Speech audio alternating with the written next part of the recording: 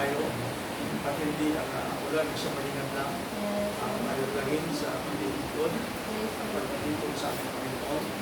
Matay na tayo sa mantalan namin ng pagkakataon nito. Let us open our Bible in the book of Matthew chapter 24 verse 21.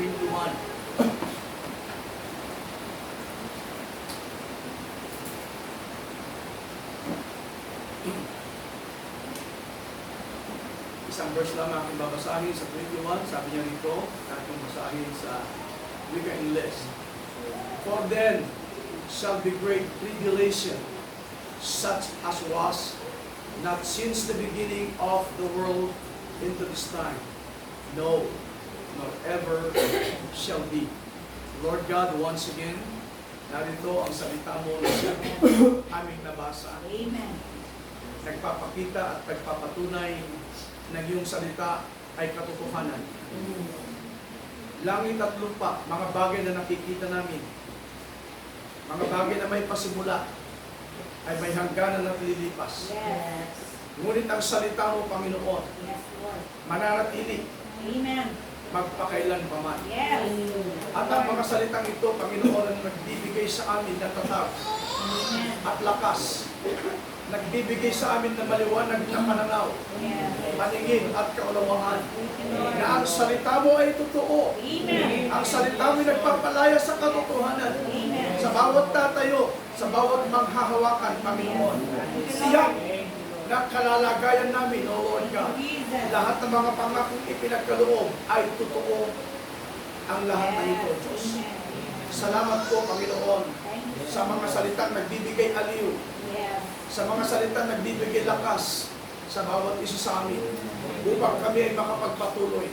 Isang dahilan kung bakit kami nananatili, ang salita mo na siyang kumikilos, ang salita mo na gumagabay, ang salita mo na namumuna sa bawat isa sa amin. Isang dahilan kung bakit hanggang ngayon ay narito pa rin kami, naglilingkod. Marami na ang nawala, marami na ang nagsipagtalikod, marami na ang mga nahulog, but thank God, we still remain standing to your word, O God. Nananatili kami, Panginoon, na nanghahawakan sa iyong salita. Thank God for the assurance that you have given to us. Thank God, Lord, for the security that you have given, O God, sa bawat isa sa amin. We thank you so much, O God, for the seal that you have sealed, Lord, sa bawat isa sa amin. We give you all the honor and glory in Jesus Christ's name. Amen and amen. Can we say amen? Amen. Can we clap our hands to the Lord? Maaari po kayo makaupo at patuloy tayo na ang patnubayan ng Diyos. Ingatan, pagpalain ng ating Panginoon. At naniniwala ako kahit sa panahon na ito, paunti ng paunti, ang mga nagpapatuloy. At pakonti ng pakonti ang bilang ng mga mananampalataya. Bakit? Dahil lumipas na ang panahon ng magtawag sa marami.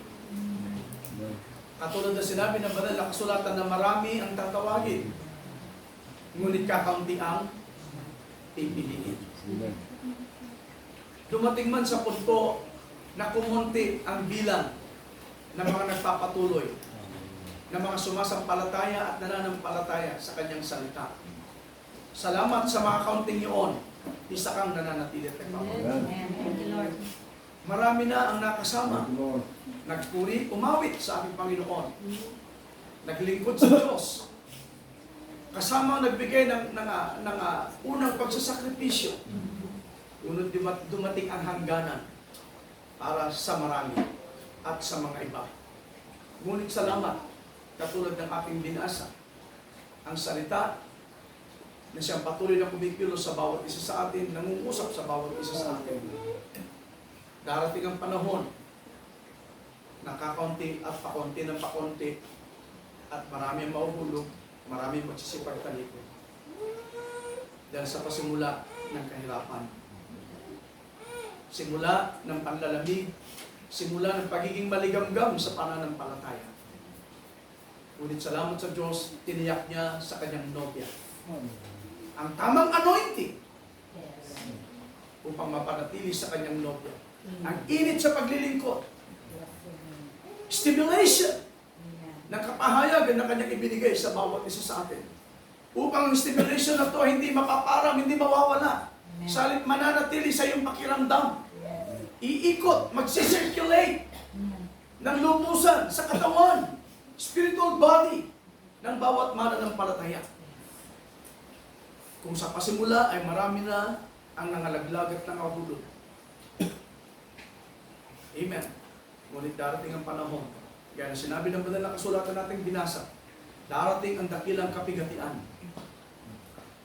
Ang dakilang kapigatian na ito na hindi pa naranasan ng mundo kailanpaman. Simula ng lalangin ang sanglibutang ito. Darating ang dakilang kapigatian. Ngunit salamat sa Diyos. Darating man sa punto na ang salitang ito ay maisa katuparan. Matutupad din para sa nobya ng Diyos na si Ray mananatili. Manghahawakan. At bago darating ang dakilang kapigatian na ito, ay kukunin na ng Diyos ang kanyang nobya. Hindi niya hahayaan na kanyang nobya ay makakaranas ng dakilang kapigatian. Yung salitang kapigatian, malalim yan sa Tagalog. Pero kunin natin sa mababaw na pangungusap. Dakilang kahirapan. Kapag sinabing kahirapan, pagdurusa. Kahirapan, sadyang napakahirap. Kasi hindi lamang ito sinasabing hirap. Ang sinabi ng banal na kasulatan, dakila. Kapag sinabing dakila, matindi. Hindi lang yan, grabe. Right? Grabe, matinding kahirapan ang haharapin ng mundong ito. Magiging maligalig. Right? Magiging balisa ang mundo. And this is the disturbance of the nature. Magkakaroon ng pagiging balisa ang kalikasan. Amen? Yes. Ngunit salamat. Ang nobya ay hindi magiging balisa sa paglilingkod. Dahil sila ang itinalaga, sila ang inordain ng Panginoon na makapagpatuloy. Sa umagang ito, ikaw ang nakakaalam. Ako ang nakakaalam. Tayo ang nakakaalam. It's between you and God. Na ikaw ay may tamang katiyakan. Natiyak ka sa iyong tinatayuan. The reason why God opened and revealed all this revelation of the 7 seals, it is because God wants His bride to have a rapturing faith. Dahil hindi ka magkakaroon ng rapturing faith maliban na hindi ihayag ng Diyos sa bawat isa sa atin ang lahat ng mga hiwagat ito. It is not only the word rapture na ating aantayin. Pero habang inaantay mo ang salitang rapture, nauunawaan mo ano ang kahulugan ng rapture. Ano ang dahilan ng ating pag-aabang? Ano ang dahilan ng ating paghahanda? Ano ang dahilan kung bakit ka nagpapatuloy? Ano ang dahilan kung bakit ikaw ay nagsasakripisyo hanggang ngayon? Maaring sabihin mo, pagod ka na, yes! It's every one of us can say, we are already tired. But it's not yet a time for us. Right? Hanggang sa antayin natin ang pinakahuling bighi.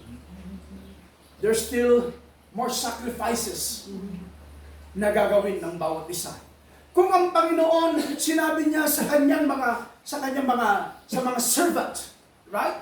Na naroon sa souls under the altar. Pansamantala. Mag-antay kayo pansamantala. Yan ang nilalaman ng ating pinag-aralan noong nakaraang linggo, which is the 5th seal. Yun ang nilalaman. At yun ang kahulugan. Ano sabi ng Panginoon? Pansamantala, mag-antay kayo. Hanggang sa dating pagkakataon ng inyong mga kasama, ang inyong mga kapatid, right, ay makakaranas ng mga bagay na kanilang naranasan. Right? Ano ang kasama doon? Kinakailangan silang magsakripisyo. Amen? Kinakailangan nilang kilalanin ang mga bagay na nagawa nilang hindi tama at takma sa harapan ng ating Panginoon. At yung din magpaparealize sa kanila na ang mga bagay na ginawa at pagpapasya noong panahon na yun ay hindi nila tinayuan at hindi nila sinampalatayanan. Right? Sa halip, kanilang ipinapako ang Mesaya na kanilang inaantay na sa panahon yun ay dumating na sana para sa kanila. But they reject the Messiah. Instead to receive it, right? They nailed the Messiah. Ano kanila sinabi? Kami ang magbabayad sa mga bagay na ito. Nakasalanan sa amin ang dugo mula sa akin, sa amin, sa aming mga inanak, sa aming mga inapo, at sa mga darating pa. So they murdered the Messiah. How many believes that? So, they reap what they sow. Kanilang inani kung ano ang kanilang itinanim. Right? Tribulation period. Matthew chapter 24 verse 21, that is a tribulation period. At ito pinag-uusapan natin ngayon, yung dakilang kapighatian, which is the Great Tribulation. Kulang lang ng Greek dito sa taas. Pero yan ang tinatawag na Great Tribulation, dakila o matindi, grabing kahirapan. Right? Na sinabi, na binanggit ng banal na kasulatan sa bawat isa sa atin. Kaya nabanggit natin kanina, ang langit at ang lupa ay lilipas, ngunit ang kanyang salita ay mananatili. Magaganap, may isa sa katuparan ang salita ng Diyos. Dahil yan mismo ang salita ng ating Panginoon. Hindi dapat ikatakot ng nobya ng Diyos ang mga bagay na ito. Sa halip, tayo ay nagbabantay, tayo ay nag-aabang, tayo ay inihintay natin ang mga pagkakataon na naisa sa katuparan ang mga propesiyang ito. Na naipangaral, na naipangusap sa bawat nobya ng ating Panginoon. Amen. Pero kung wala kang tiyak na rapturing faith, maaaring ikaw ay manginginig sa mga pangungusap, sa mga salita ito. Right? Dahil hindi ka nais-nais pakinggan. Dahil kahindik-hindik. Right? Nakakatakot. Napakadelikado ang mga bagay na ito. Ano ang dapat ikatakot ng nobya? You're already secured. Right? Kung ikaw ay may katiyakan, ano ang dapat ikatakot ng mananampalataya ng ating Panginoon o ng mga mananampalataya sa kanyang salita? Amen? Sabi niya, for them shall be great tribulation, such as was not since the beginning of the world. Sabi niya, ang dakilang kapighatian na ito na mararanasan ng mundong ito ay hindi pa naranasan ng mundo simula ng lalagid. Ang sanglibutan ito. Hindi pa nakaranas ng ganito. Maaaring na pag-aralan natin yung dakil at kahindik-hindik din na pangyayari. Kung ano nangyari doon sa second seal, right? Doon sa persecution, hanggang doon sa third seal, right? Nakita natin ang mga bagay na ginawa ng kaaway. Yung katakot-takot na ginawa at marami nagsakripisyo, marami nangamatay. It is because of their faith. Dahil sila nagprotesta. Right? 68 million martyrs. Kung titignan mo, ang mga bagay natin nakakahindik na pangyayari. Pero sinabi ng banal na kasulatan, pagdating ng ika-6 na tatak, makikita at ipapaalam ng ating Panginoon ang nilalaman. God will show the content. God will give you the full understandings of the significance. What is the content of the sixth seal? And the sixth seal today, as the Lord's opened and revealed the revelation of the seven seals for the bride, the sixth seal is the Great Tribulation. Ito ba'y nakakatakot na bagay para sa atin? No way. Dahil bago dumating ang kaganapan ng Great Tribulation, the bride is already gone. Hallelujah. Glory to Jesus. At nakita natin ang nilalaman at inihayag ng fifth seal. Right? Ano yung fifth seal na yun? That is the soul under the altar. Which is in Revelation chapter 6 verse 11. At gusto kong ulitin bago tayo magpatuloy sa ating tatalakayin. Nasa na tayo ngayon? Nasa 6 seal na tayo. That is the 6th part of our series, Revelation of the 7 Seals. At gusto kong i-refresh para patuloy na nare-refresh sa bawat isa sa atin. Glory to God. The fifth seal revealed the souls under the altar. These were the Jews that died under the cruelty of Eichmann, Hitler, Stalin, and Mussolini during the Jewish Holocaust. We can read in this verse that they were asking for revenge and were crying for vengeance against the cruelty which they received from these dictators when they were killed, tortured in gas chambers, and in firing lines.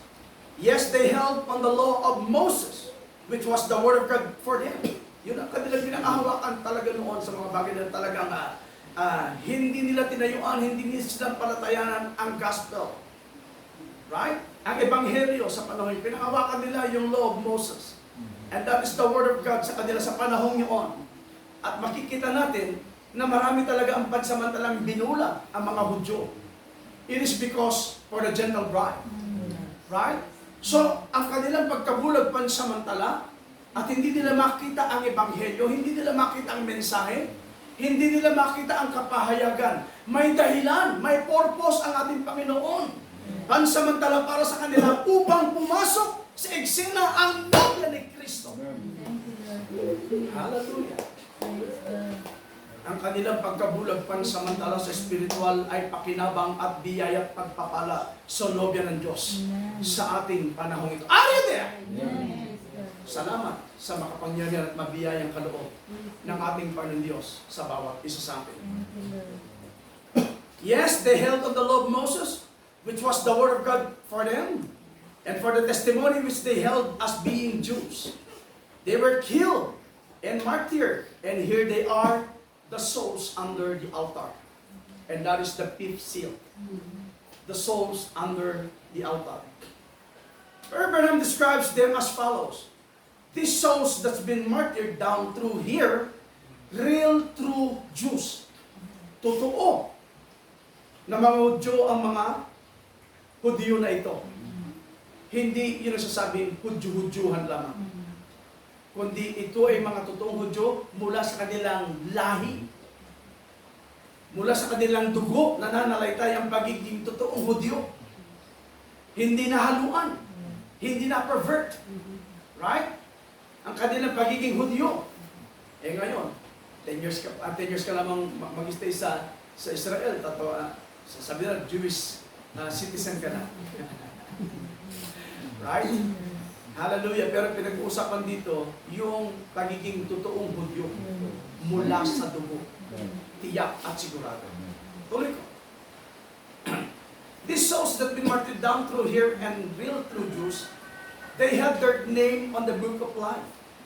They lived the right life and done the right thing, lived Judaism to the dot. And they were martyred by Eichmann and many others honest people, millions of them down there, and then Germans shot them to death and murdered them and killed them and hung them on fences and burned them up and cremated them and everything else. That bloodless, blood-hearted, hungry Hitler and Stalin and Mussolini and all them people that hated them Jews, God hardened the hearts of these dictators to kill these Jews, just like God hardened the heart of Pharaoh in the time of great exodus of the Jews. Why? It's because they had in their blindness before martyr their very own Messiah. And here they were reaping what they've sown. They were guilty of murder, so they got murdered too. We remember that these Jews cried out in the time of Jesus, "Crucify him! Let his blood be upon us and upon our children." And here they are. They reap what they claim. Yet it was promised unto them by God to wait for a little while. For the two prophets, Moses and Elijah, kinakailangan dumating sa kanila sa eksena. At ito ang mga bagay na inaantay at sinasabi ng ating Panginoon sa kanila, pansamantala at antayin nila ang kanilang mga kapatid. na makakasama nila. Right? Sino ang mga yun?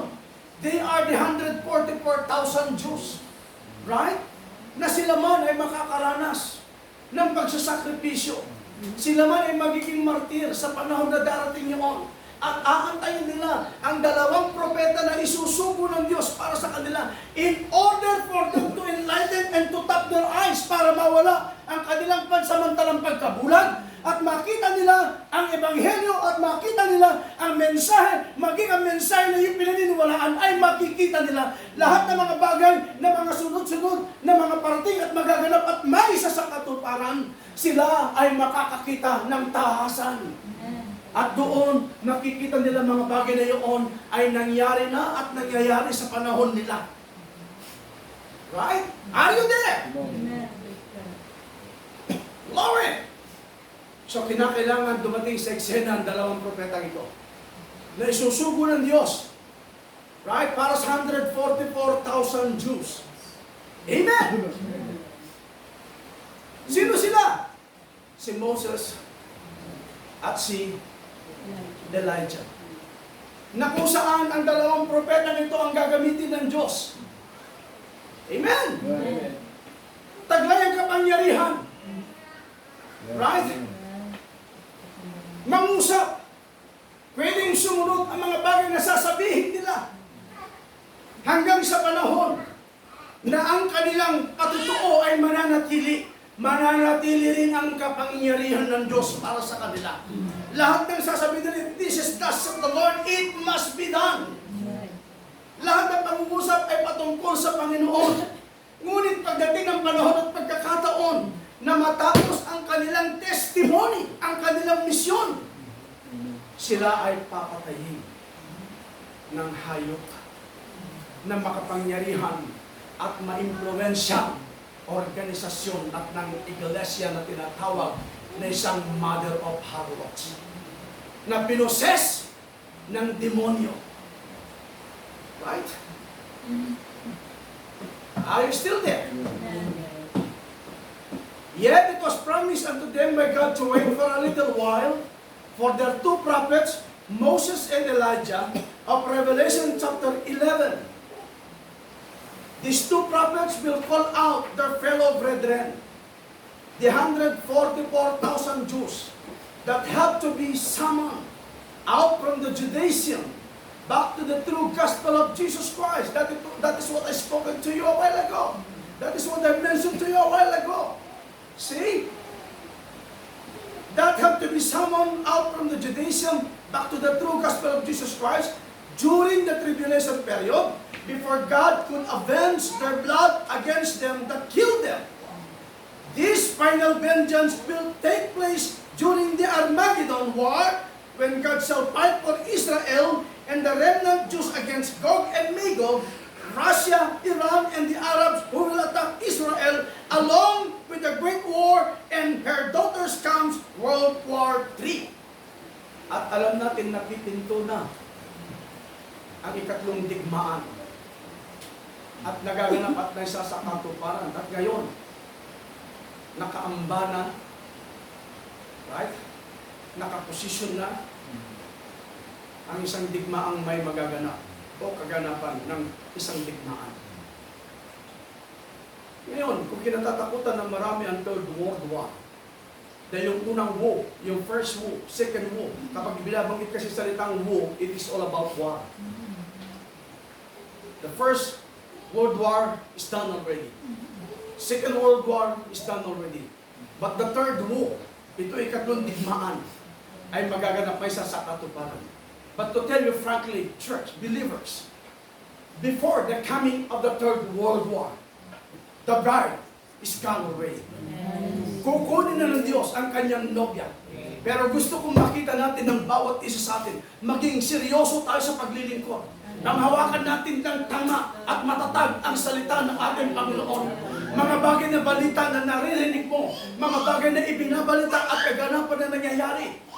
Giyera, digmaan, nakaambang, pagsabog ng bulkan, lindol, salot ay dumarating. Sabi ng banal ng kasulatan, ito ay kaganapan lamang na kinakailangang mangyari sa atin ngayon. Sabi ng madalang kasulatan, pasimula pa lamang yan ng kahirapan. Right? Ngunit darating ang dakilang kahirapan, which is the Great Tribulation. As I mentioned to you a while ago, before the Great Tribulation come, the bride is gone already. Why? Because the bride is already raptured. Kinuha na ng ating Panginoon ang kanyang nobya. Oh, glory! Are you happy for God? Can we clap our hands to the Lord? Hallelujah! Glory to God. Ito ngayon may sasakatuparan. Right? Ang inaantay ng mga kaluluwa na nasa ilalim ng altar. Right? Nang sabi ng Panginoon, antayin nyo. Ngayon, ito ang itatalakay natin ngayon. Right? Ang pangyayari at mangyayari sa mga kapatid nila, sa mga kasama nila, na pansamantala ay antay nila dahil may kinakailangan may sakatuparan. Ang mga kasama at mga kapatid nila, ang lahi nila, ang mga Hudyong ito, kinakailangan dumating di sa eksena na 144,000 Diyos na ito ay magiging magmamartir. May sasakripisyo din ng kanilang buhay. Now, let us open now in the book of Revelation. Next slide, please. So they see the sixth seal.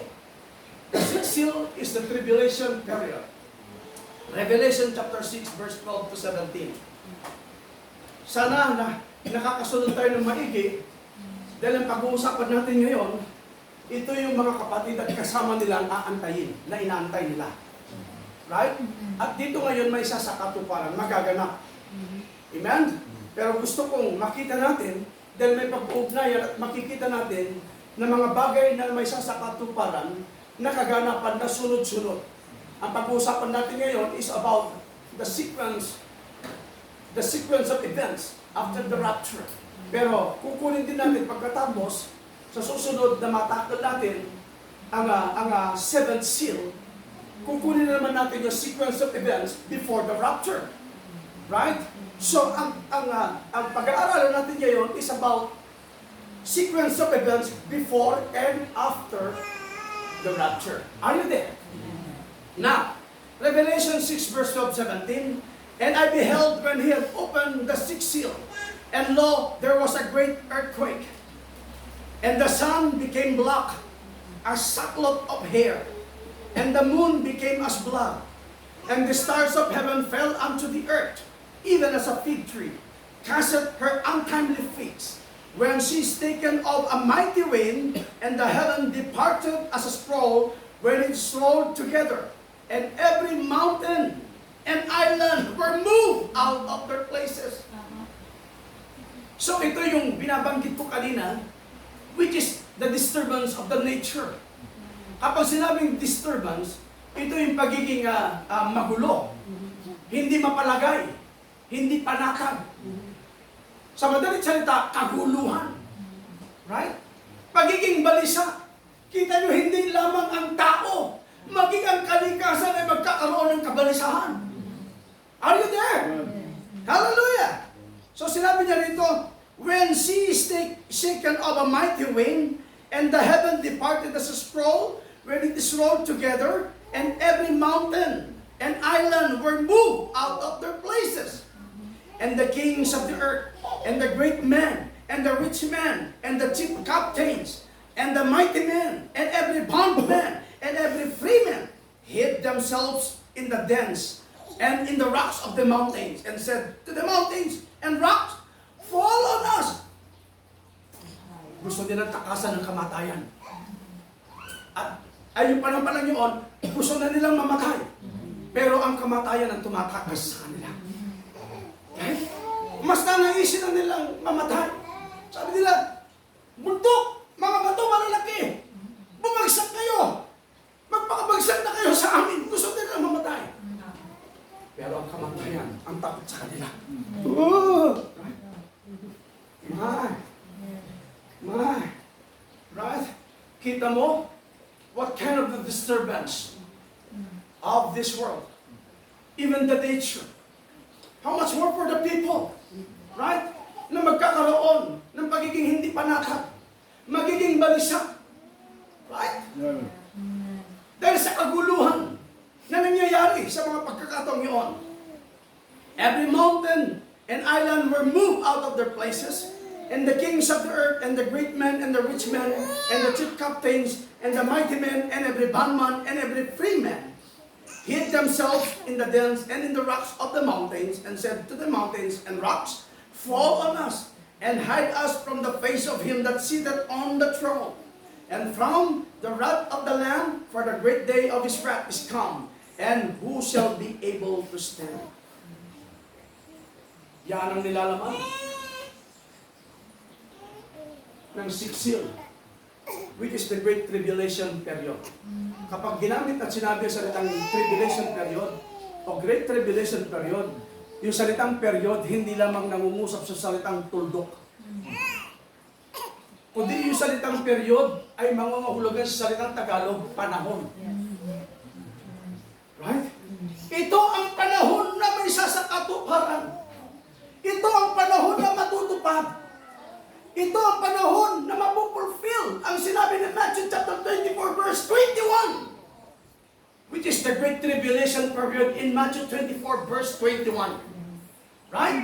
Na kung saan ang dakilang kapigatian, ang dakilang kahirapan na mangyayari at magaganap ay hindi pa naganap simula pa ng lalagihang sanglibutan ito. At ngayon napipinto na maisakatuparan ang mga bagay nito. One of these days, it won't be long, ay magaganap. Dahil ito ang sinabi ng banal na kasulatan. Kinakailangan maisakatuparan. Kinakailangan maganap ang lahat ng mga bagay nito. Ngunit ipinaliwanag sa bawat isa sa atin ng napakaliwanag ng salita. Ang sabi niya, ngunit hindi pa ito ang wakas.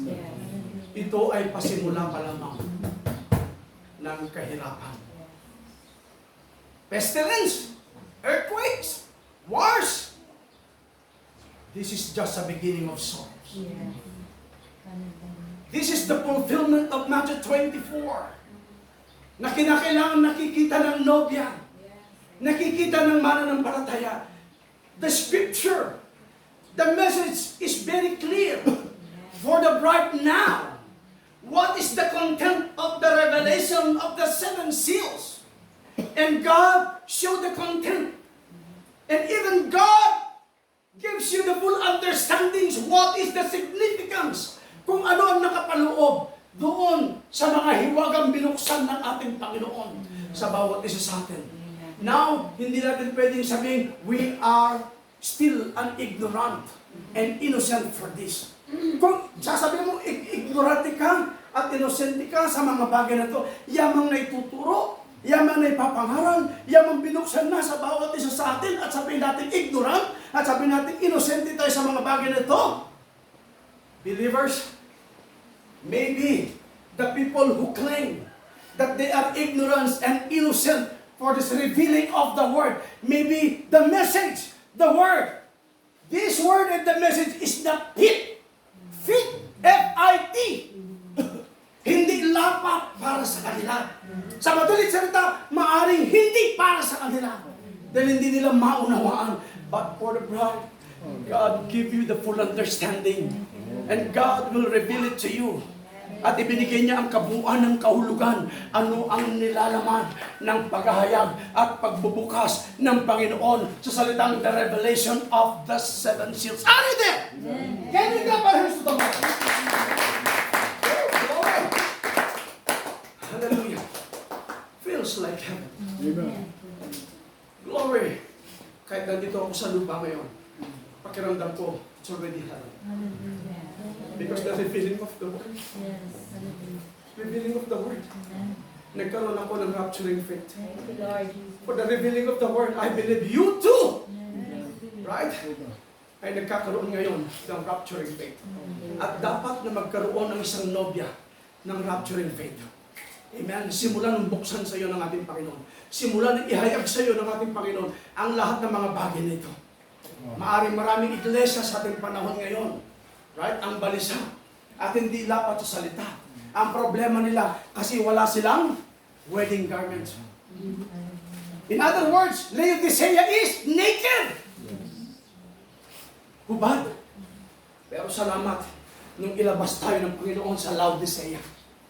tayo ay sinuutan ng ating Panginoon. Amen. Right? Ng isang tama. Isang tama at malinis na kasuutan sa bawat isa sa atin. At ang kasuutan niyon na siya naglilinis sa bawat isa sa atin. Gaya na pag-usapan natin nakarang Biyernes, that is God's purging about our characters. Amen. Right? Nililinis tayo. Pinupurge tayo ng ating Panginoon. So thank God for the Word! We have the Word! Thank God for the revealing of the Word! Hallelujah! Glory to Jesus! Lord. Amen and amen. Now, the sixth seal is a threefold. Tatlong topic. Kaya nga sa Tagalog. The sixth seal is threefold. First is the tribulation period. The purging of nature. Paglilinis ng kalikasan. Alam ba ninyo, ng Panginoon ay kinakailangan din linisin ng Panginoon ang mundo ito. Right? At ang mundo rin ito ay naghahangad, nag-aantay din siya ng tamang katubusan para siya ay matubos. Kung paano ginawa ng ating Panginoon sa pagpapanibago, sa pagtutubos, sa paglilinis ng Diyos sa bawat isa sa atin, ganyan niya rin lilinisin ang mundo ito na pinakialaman ni Satanas. Yes. Ganito niya rin lilinisin ang mundo ito. Lahat ng kalikasan ay dadalisayin ng ating Panginoon na dinumihan ni Satanas. Right? Bakit? Bakit kinakailangan linisin? Dahil isa sa mga araw na ito ang pananahanan ng ating nobyo at ang kanyang nobya. Amen. The future home of the heavenly bridegroom. And the bride. Hallelujah. Hallelujah. Pwede bang palakpakan mo nito? Glory to God. I'm very much happy. Hallelujah. Thank God for the inspiration. Amen. Sabi ko, nanalangin ako sa Panginoon, Lord, kung ako, kung sarili ko, ang aking sisiyasatin, I'm not worthy. Wala akong kakayanan para mangusap. Lord, yan ang lagi kong apela sa Panginoon. Huwag mo akong pababayaan sa aking pagtayo. Yes. Hindi ko alam kung paano i-drive ang mga mensahe. Hindi ko alam, Panginoon, kung paano ko himay-himayin ang mga mensahe ito na binigay mo sa amin. Wala akong sapat na alam at kaalaman. Wala akong pinag-aralan, Panginoon. Pero ang apela ko sa Diyos, tatayo ako, Panginoon, hindi mo ba hintulutan ng iyong lingkod ay lagay sa kahiyan? Kundi, Lord, make me a blessings. As I stand, Lord, you will stand beside me. Alam ko, hindi mo ko iwanan, hindi mo ko pababayaan. Now I experience the presence of the Lord. He's now working. He's now moving the Holy Spirit of God in you.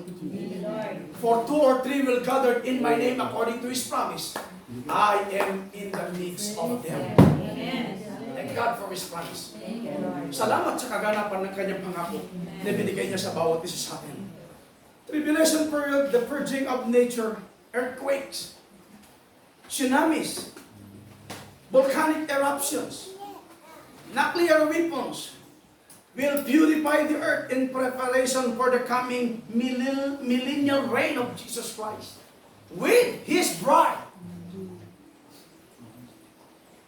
Ano itong millennial reign na ito? Ito yung 1,000 years na paghahari ng ating Panginoon sa mundong ito. Sa loob ng 1,000 taon kasama ang kanyang nobya. Kasama din ang 144,000. Right? Na magiging servant. Right? Ng nobya ni Kristo. They are our attendants and servants, mga lingkod. But thank God for being a bride. Amen. Salamat sa pagiging nobya ni Kristo sa bawat isa sa atin. Hallelujah. In 2 Peter chapter 3 verse 10 to 12, but the day of the Lord will come as a thief in the night, in the which the heavens shall pass away with a great noise, and the elements shall melt with fervent heat. The earth also and the works that are therein shall be burned up, wherein the heavens being on fire shall be dissolved, and the elements shall melt with fervent heat. The righteous shall walk upon the ashes of the wicked after that. Secondly, yung first part, yung first fold, ay nabanggit. Now is the second fold. Secondly, it will be a purging time for the foolish virgins of Matthew 25 the foolish virgins, which is in the parable of the 10 virgins. Did you follow me now? Sa Matthew chapter 25, ang 7 birhen, na kung saan ang 5 ay kinuha ng ating Panginoon. Ang 5 ay the left behind. Kapag sinabing left behind, they missed the rapture. Hindi sila nakasama. In other words, naiwan sila. Pero salamat sa pagiging nobya. Dahil ikaw ay inordain ng ating Panginoon para kunin sa rapture. Are you happy for that? Salamat dahil ikaw ay naordinahan ng ating Panginoon na isa kang makakasama doon sa 5 wise virgins. Right? Walang makapagbabago doon. Walang makakahugot doon. Walang makakasira doon. Dahil ang nagselyo, ang nagbigay ng katiyakan sa bawat isa sa atin, walang iba kundi ang ating Panginoon. You're sealed by the Holy Spirit of God. Thank God for being ordained as a bride. Can we clap our hands to the Lord?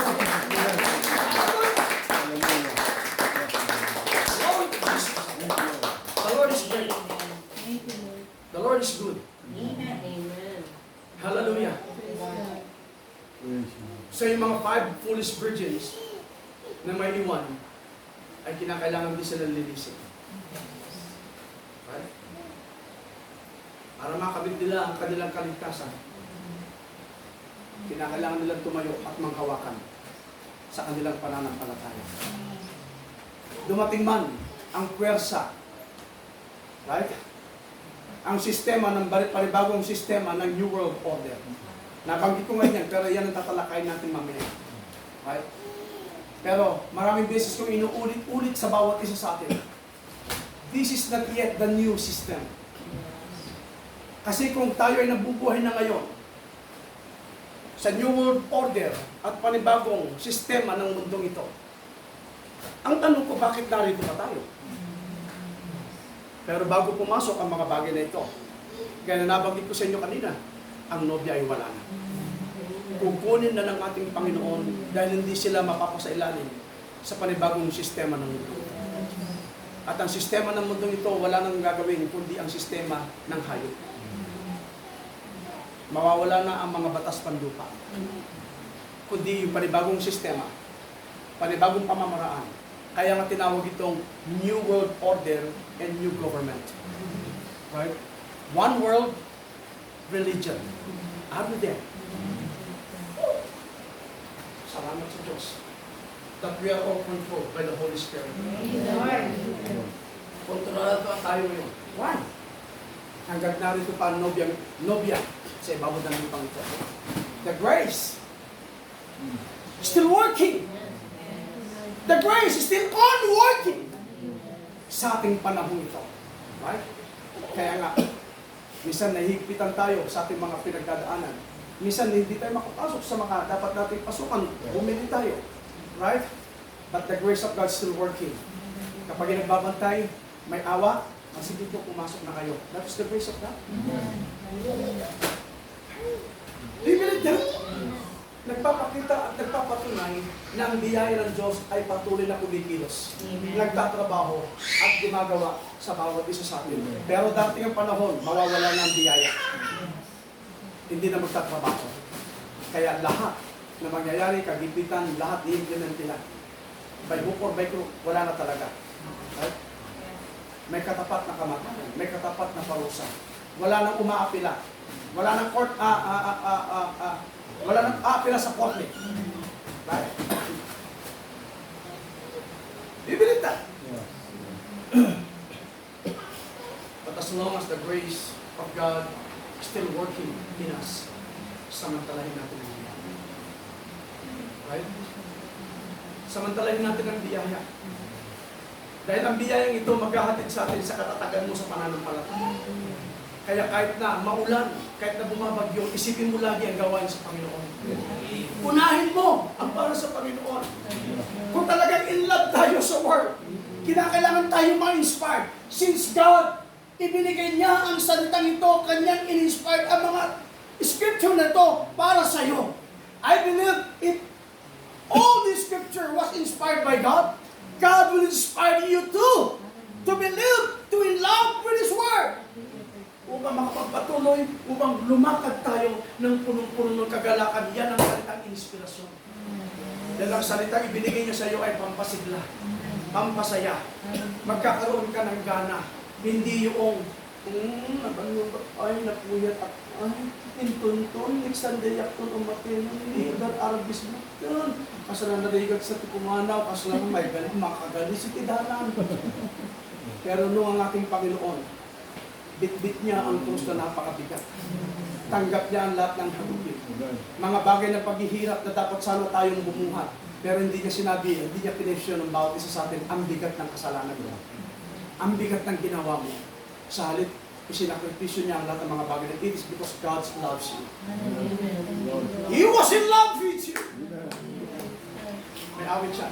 I've fallen head over heels in love with Jesus. I've fallen. Maganda yung awit na, hindi ko lamang memoryado. Kasi kapag lilinawin ko yung aking pagsasalita, baka medyo sumalto ako. Sasalto ako. Dahil madalas sumasalto ako At bumusap lalo sa banyaga. Pero salamat, sabi ko nga, masalto-salto, pero minsan, kung hindi natin kahit sumasalto, English pa rin. Hallelujah, to God be the glory for that. Secondly, it will be a purging time for the foolish virgins of Matthew 25, which is the foolish virgins. Steady tayo dyan. Steady dyan, ha? IATC. Virgins are those Christians who are left behind. Ito yung tinatawag ng mga birhen na naiwan. In other words, hindi sila nakasama sa pag-agaw. Masakit, hindi po ba? Nag-aabang sila. Alam nila yung mensahe ng rapture. Naririnig nila. Every Sunday, may naituturo, may magaganap na rapture. Right? Pero, ang kanilang kaunawaan pagdating sa rapture, it is only the word or letter R-A-P-T-U-R-E. Right? But without the revelation and revealing of the word. But thank God, kaya sinabi sa inyo kanina, inordain ng Diyos ang kanyang nobya. Kaya ibinigay niya sa iyo, it is not the word or letter R-A-P-T-U-R-E. Right? But God opened the mystery. Binuksan niya ang hiwaga para sa iyo.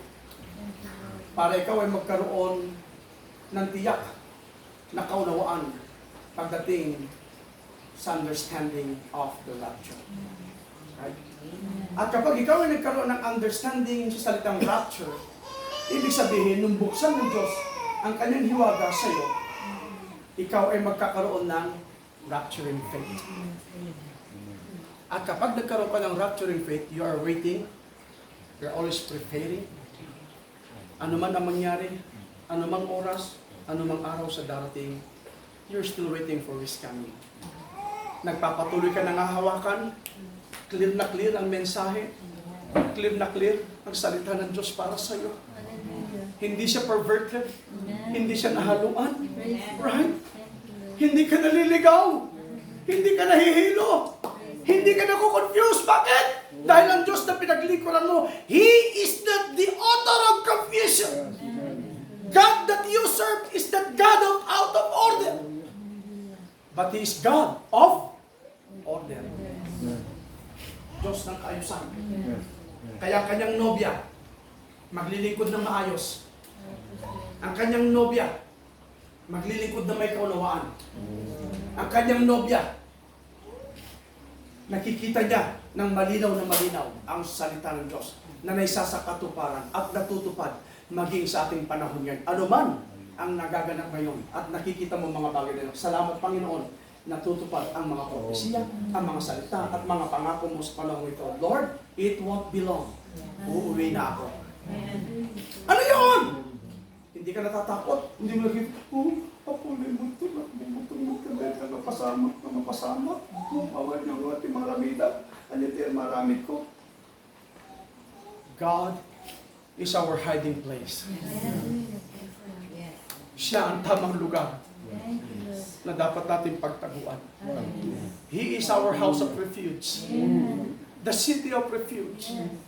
Siya ang kailangan ng bawat isa sa atin upang makalis ka sa pangamba, sa pagkatakot, dahil kapag ikaw ay nasa Kanya, you're secure. Right? Sabi ng awit, I'm anchored in Jesus. La la la la la la. Di ko na naman alam yun. Pero pag sinabi kong la la la la la, alam naman. Alam naman na ninyo masunod doon. Are there? So, maraming sa mga pagkakataon ito, yung sasabi niya, ano ba mapangyari ito? Di balik kahit na maging foolish virgins na lamang ako. Believers, if we clearly understand the message is, walang tunay na nobya na nag-isip na magiging foolish virgins. Pero kung titignan at tutunghayan at susubaybayan, susuriin, ipamumuhay, pangahawakan, ang mensahe, ang salita ng ating Panginoon, ang sabi ng ating mensahe, there's only 3 kinds of believers in the message. Ano sinabi ng Banal na Kasulatan? Unbeliever, make believer, and the true believer. Tiyakin mo kung saan ka sa tatlong ito. Tiyakin mo kung nasaan ka sa tatlong ito. But thank God, because we have the rapturing faith. Alam natin na ikaw ay nakatayo at nangahawakan sa pagiging genuine believer of the Word. Can we clap our hands?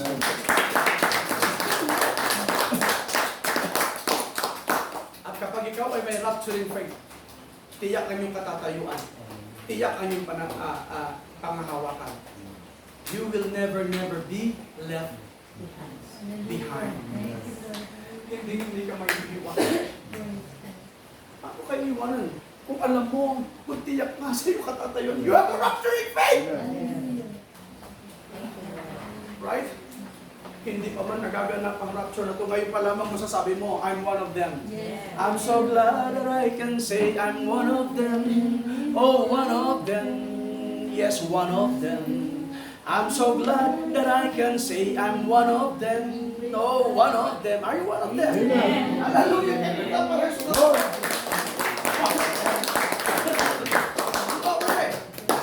Glory. Agaga pa. Glory, na-inspire ako. Amen. Alam ba ninyo, ang laki ng tulong ang may sagot, ang may tugon, ang nakikinig. Dahil kapag kayo tumutugon at nakikinig at nagre-reply at sabihin ninyo ang amen, na-inspire ako. Kapag sinabi na-inspire, pwede mo rin gamitin sa salitang Tagalog ang salitang ganado ako.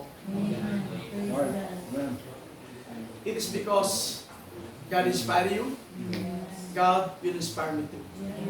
If God inspired me, God will inspire you too. Both sides. Vice versa. Right? Ang pagkilos ng ating Panginoon. So, salamat sa Diyos. Kaya huwag tayong tatamad-tamad na mag-amen. Right? Amen? Kaya pag nakikita nyo na inspirado ang mga ngaral, huwag yung tutulugan, ha? Kapag nakikita nyo ang inspirado ang mga ngaral, mag-amen kayo. Kapag sinabing magpalakpak tayo, pumalakpak tayo, pinapalakpakan natin hindi yung mga ngaral, kundi ang ating Panginoon, ang kanyang presensya na kumikilos sa bawat isa sa atin. Can we clap our hands?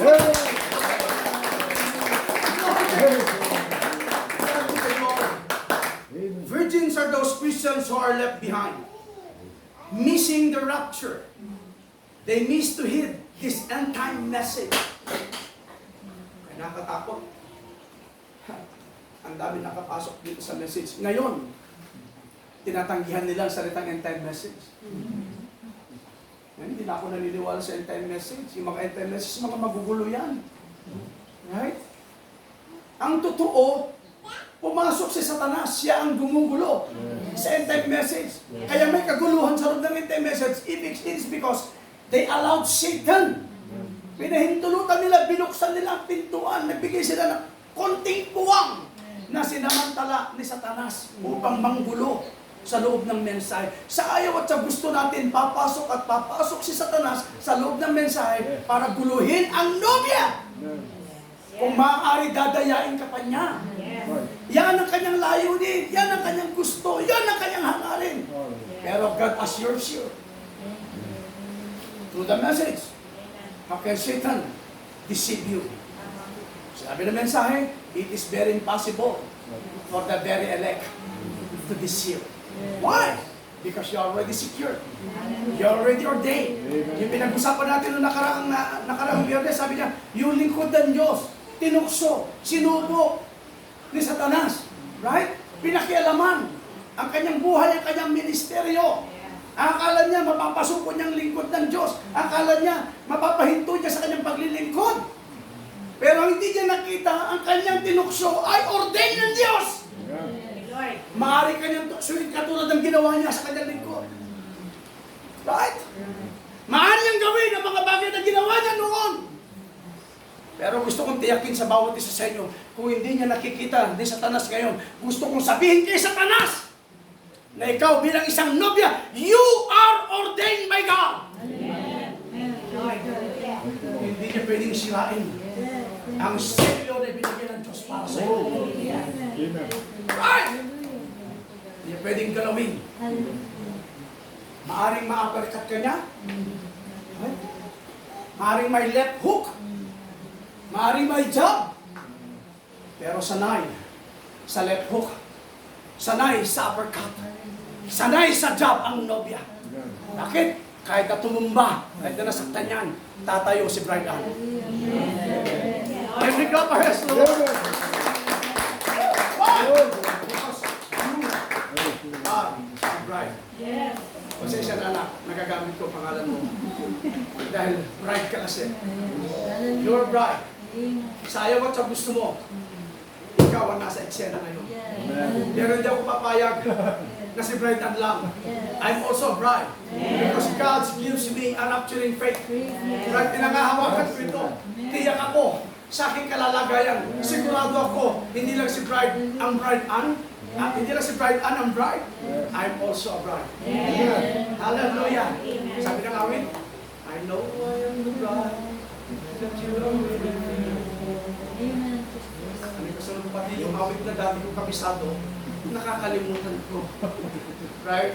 Kaya gusto ko, na every time nawit tayo, backupan ninyo. Yung backup ninyo kailangan. At kami mga manggagawa, yung backup din ninyo sa prayer ang kailangan. Masaktan mo tayo sa mensahe. We still need your backup. Pero hindi namin nais na saktan kayo. Right? Ang mensahe, this is for the perfection of the bride. Para sa atin lahat ito. Huwag niyo ipagtampo sa pastor ninyo. Huwag niyo ipagtampo sa mga ministro. Kung tayo man ay nahawi, kung tayo man ay nadaanan ng mensahe. Maaaring tinutuwid tayo ng Diyos. It is because God loves us. He loves you so much. He really loves you. Kung hindi kanya mahal, hindi niya gagawin ang mga bagay nito. Salamat sa pagiging nobya at mahal ng ating Panginoon ng kanyang nobya. Glory! Glory! Hallelujah! So lagi yung tatandaan ha, 6 seals is the tribulation period. Right? Virgins are those Christians who are left behind, missing the rapture. They missed to heed this end-time message.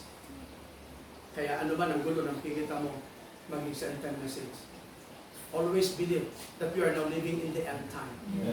And this end time, we have the end time message. Sa ayaw at sa gusto mo, may mensahe ang Diyos sa huling kapanahunan.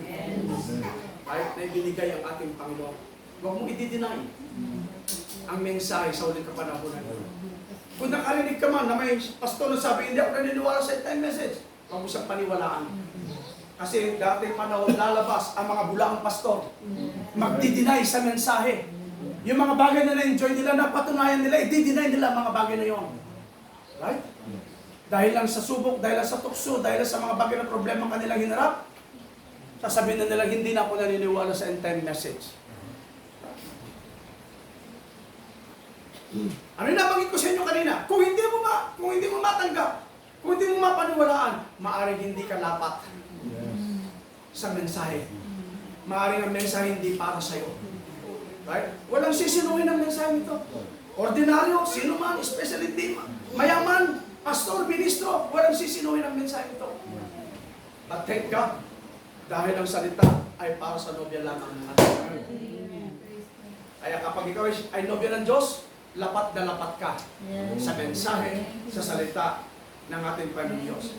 Virgins are those Christians who are left behind, missing the rapture. They missed to hear this end-time message and were devoid of the oil or the baptism of the Holy Spirit. That's why they were left behind, weeping, wailing, and gnashing their teeth. They will be hunted down like dogs by the Antichrist and will be tortured to death during the tribulation period. They have to shed their blood in order to obtain their salvation. Kaya, pagdating ng rapture, kukunin ang nobya. Binabanggit natin nakarang linggo.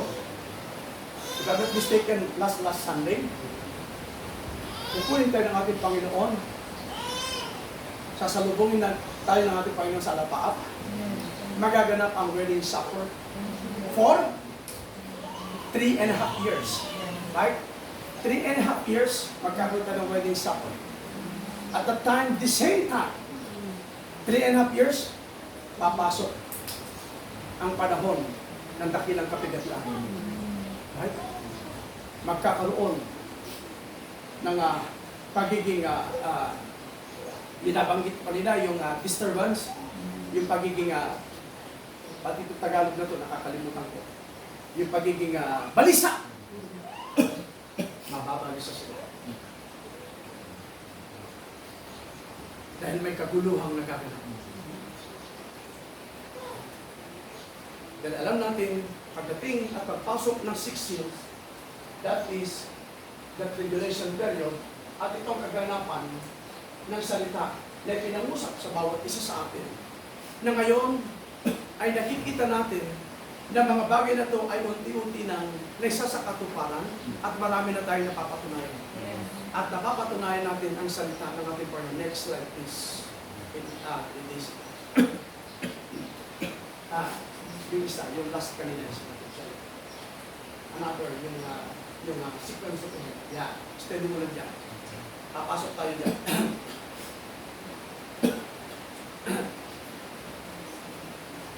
Three and a half years, kasama natin ang ating Panginoon sa marriage supper. The same time, 3.5 years, nagaganap ang dakilang kapigatian dito sa mundo. Right? At ang mga mangyayaring ito yung mga sequence. Kapag sinabing sequence, ito yung mga sunod-sunod. Kapag sinabing sequence, ito yung magkakasunod. Sequence of events, magkakasunod na pangyayari o mangyayari. At ang pinag-uusapan natin dito ngayon is after the rapture. Kaya nga, doon ako nag-start ngayon, pagkakuha na sa atin ng ating Panginoon for wedding supper, 3.5 years, sabi niya rito, right after the rapture, amen?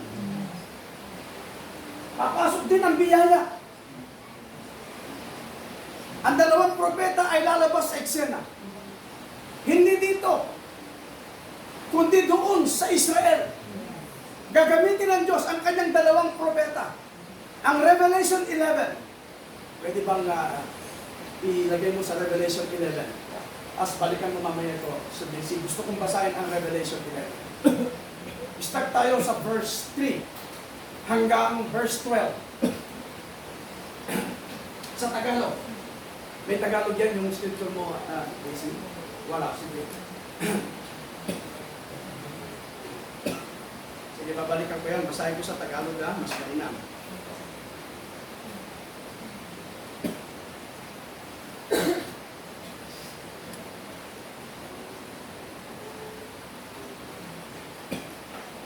Revelation 11, verse 3 hanggang 12. Sabi niya sa English, basahin ko muna sa English, sabi niya, and I will give power and to my two witnesses. Sino yun? Yung dalawang saksi.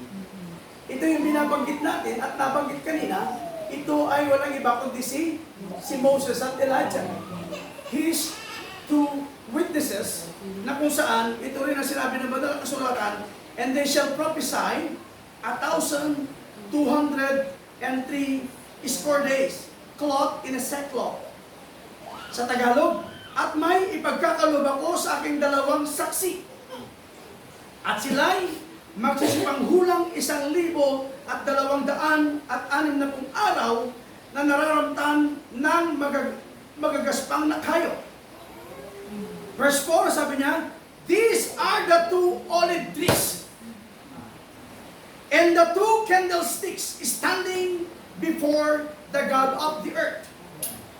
Ang mga ito'y ang dalawang punong olibo at ang dalawang kandilero. Sino ito? Yung binabanggit, sino yung dalawang olibo at dalawang kandilero? Yung kanyang two witnesses. Yung two witnesses na ito, walang iba kundi si Moses at Elijah. Verse 5, and if any man will hurt them, fire proceeding out of their mouth, may power sila. Taglay din nila ang power of a spoken word. Do you believe? Sasabihin nila, magaganap. May kakayanan silang mag-utos.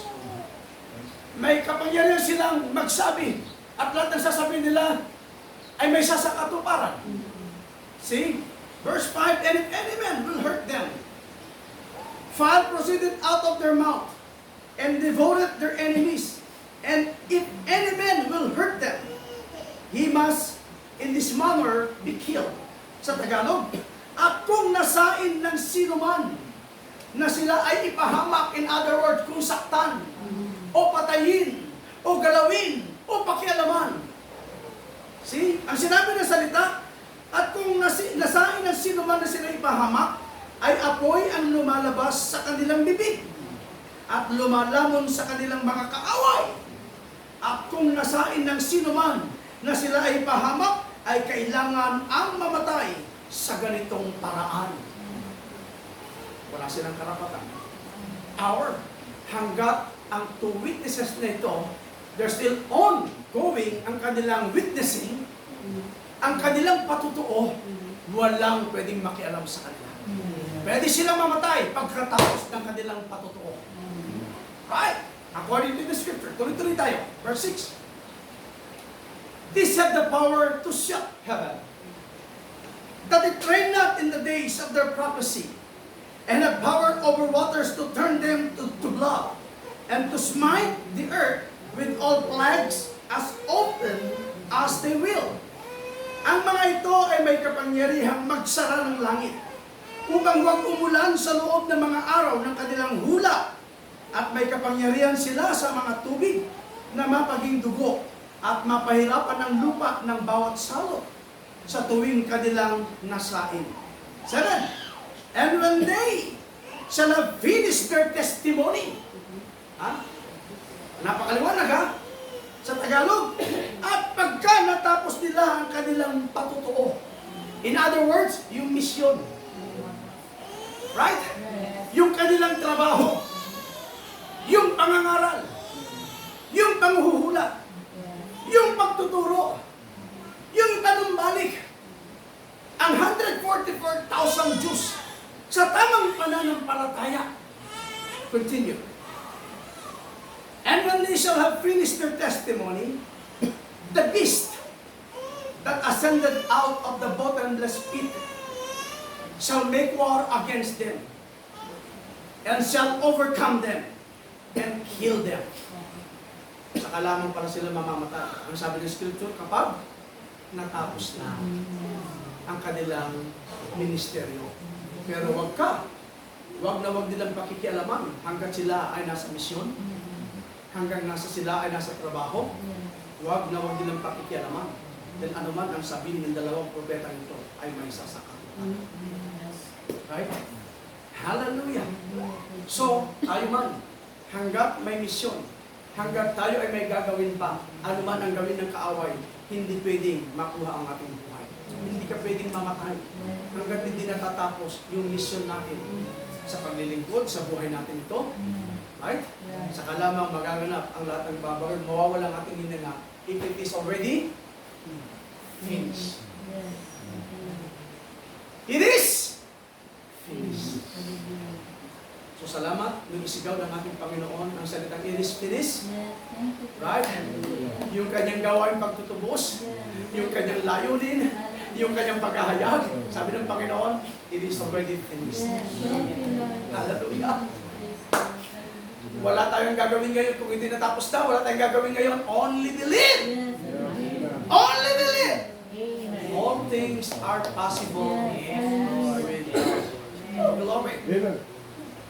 Pagka natapos nila ang kanilang patutuo, ang hayop na umahon mula sa kalaliman ay babaka sa kanila. Sino yung beast nito? Satan, the devil.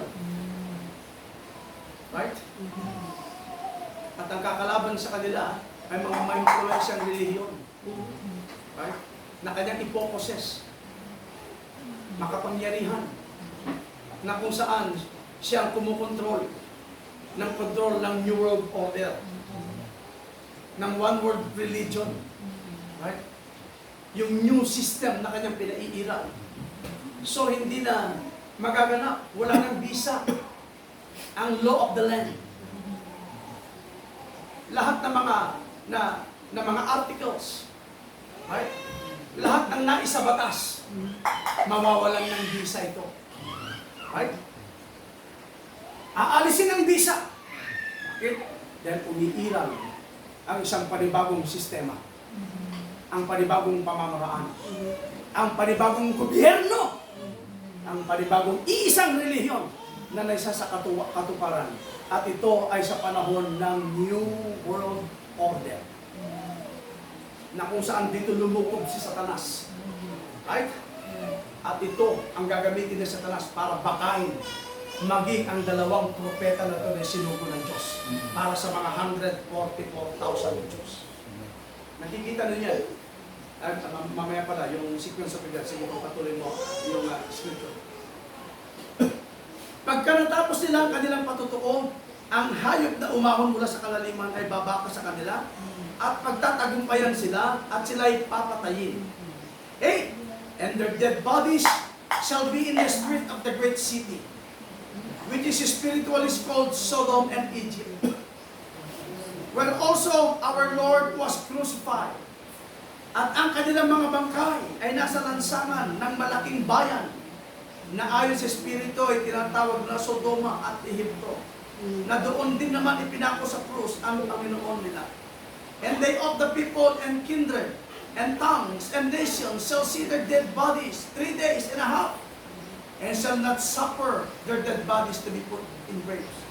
At ang mga tao mula sa gitna ng mga bayan at mga angkan at mga wika at mga bansa ay nanonood sa kanila ng mga bangkay na 3 araw at kalahati at hindi tutulog na ang kanilang mga bangkay ay malilibing. Sino binabanggit dito? The 144,000 Jews. Habang tayo ay nakikipag-wedding supper, nagaganap ang Great Tribulation dito sa mundo. At the same time, 3.5 years, na isa sa katuparan ang misyon, ang pagpapatutuo ng 2 lingkod na propeta, right? Na binabanggit na banal na kasulatan, ang 2 olibo, ang 2 kandilero, right? Na kung saan walang iba kundi ang 2 propeta ng Diyos, na si Moses at Elijah. Ano ang kanilang misyon? Upang tawagin ang mga piniling lingkod o servant ng ating Panginoon, which is the 144,000 Jews, na ito ang mensahe na ibinigay ng Panginoon sa mga souls under the altars, under the 5th seal. Na kung saan nasabi ng Panginoon, pansamantala binigyan sila ng damit. Right? Hanggang antayin ninyo ang inyong mga kapatid, mga kasama, ay makakasama ninyo. So, sa eksenang ito, dito magaganap ang eksena na kung saan ang kanilang mga kapatid ay magsasuffer. Ang kanilang mga kapatid ay magiging martyr din.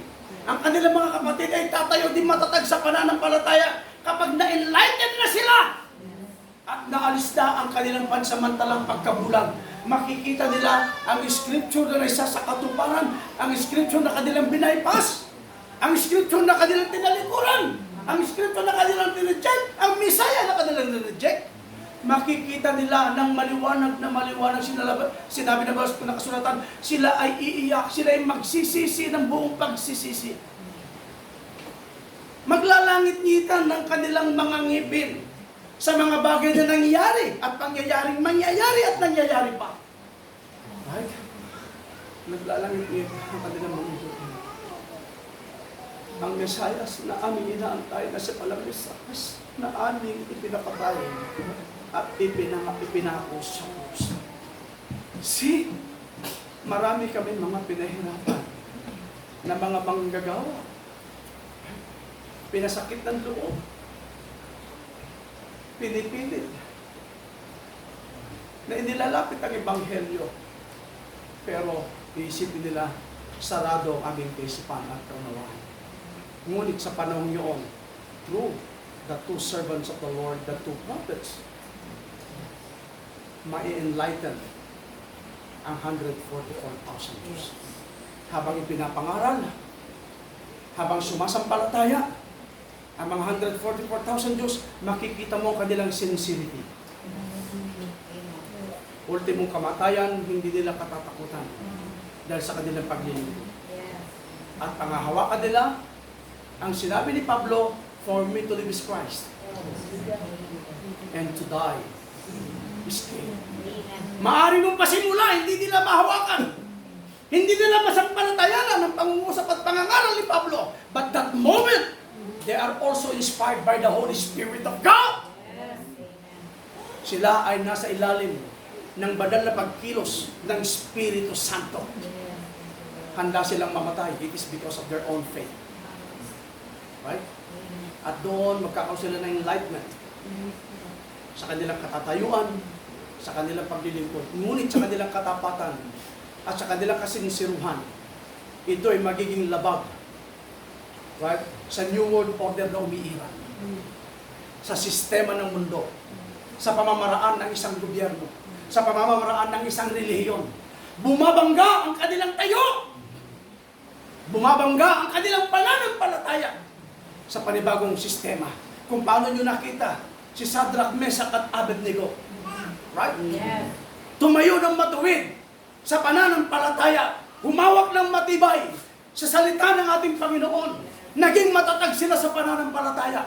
Meron silang kautusan, meron silang batas na pinairal. Ang sino mang hindi luluhod sa ribultong ito, kamatayan ang itatapat. Alam ni Haring Nebuchadnezzar na mayroon at mayroong tatayo, mayroon at mayroong mga hawakan sa pananampalataya. Ngunit ang ginamit niya, kamatayan ng kapalit sa hindi luluhod. Sinubok ang kanilang pananampalataya. Pero ang gabagit ko sa inyo kanina, bilang isang nobya, bilang isang mananampalataya, bilang isang tunay na lingkod, bilang isang tunay na humahawak sa salita ng ating Panginoon, tatayo kang matatag. Hindi mo ipagpapalit ang iyong pananampalataya. Tatayo kang matibay kahit nakamatayan ng kapalit dahil ikaw ay inspirado ng banal na Espiritu Santo ng ating Panginoon. Ang utos sa pagtunog ng trumpeta. Kapag narinig nyo ang tunog ng trumpetang ito, ibig sabihin yun ang isang babala o isang sign na kayo ay magsipagluhod at lumuhod, sambahin ang ribultong ito. Nagsipagluhod ang marami, pero may nanatiling tatlong nakatayo. Sabi ng Hari Nebuchadnezzar, alam ba rin yung katapat nito kamatayan? Alam po namin. Alam po namin! Hallelujah! Kapag sinabi ng hari, hindi dapat mababalik. Totoo, ngunit meron kami pinaglilingkuran. He is a king of kings of kings. Right? Hari man si Hari Nebuchadnezzar, pero may mas mataas na hari kesa sa kanya. Sino yung mataas na hari na yun? Ang Diyos ni Nebuchadnezzar, ang Diyos ni Shadrach, Meshach at Abednego. Tinagurian man si Hari Nebuchadnezzar sa lugar nila yung bilang isang Lord. Isa sa mga Lords. Kapag sinabing Lords, Panginoon dito sa lupa, Master, Boss, kung sa kumpanya, Employer. Right? They are their Lords. Pero merong isang Lord na mas mataas kesa sa mga lords. Sino yun? He is the King of Kings and Lord of Lords. Sabi nila, kung pahintulutan ng Diyos na mamatay kami dahil sa simbolyong ito, hindi kami matatakot mamatay. Let His will be done. Ngunit kung hindi pa namin panahon at hindi pa pagkakataon na kami mamamatay, ililigtas kami ng Diyos sa simbolyong ito. Siguro, siya rin po na insulto sa tayo, sa pananampalataya. So, yung 144,000 sa kanilang tayo, sa kanilang pananampalataya, may insulto nila ang beast. May insulto nila ang bagong order na umiiral.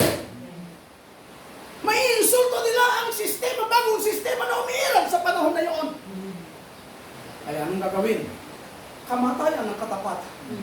Kamatayan ng katapat. Pero hanggat ongoing ang misyon, ongoing ang pangangaral, hanggat ongoing ang pagtuturo ng dalawang propeta ng ating Panginoon para sa 144,000, walang makakagalaw.